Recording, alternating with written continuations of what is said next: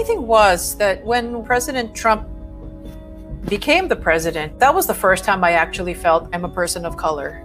That's when that kind of dawned on me. And I don't ever remember having felt that way, even though, I mean, I've always been aware that I was a person of color. I mean, I still am. That's not going to change. But that was, I think, the first time I felt apprehensive about it.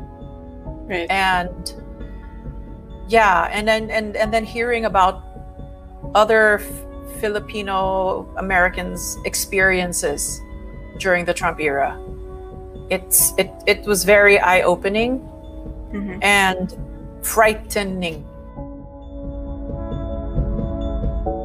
The racism became more overt because it seemed like people had permission to be racist.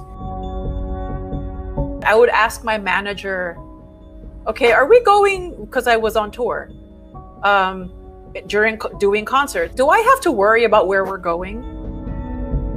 At the time, my 13 going on 14-year-old would ask the question before I'd have to step out on stage.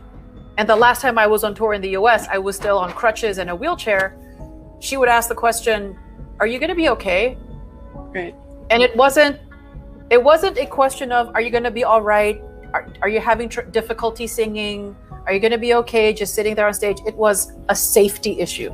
For her to have safety concerns for me, doing what I love to do, and for me to feel, and the stage, I normally consider a stage to be one of the safest places for me personally, where I can feel the most free to do my job. And so for my daughter to bring that up, it's like, okay, now do I now have to be afraid for myself?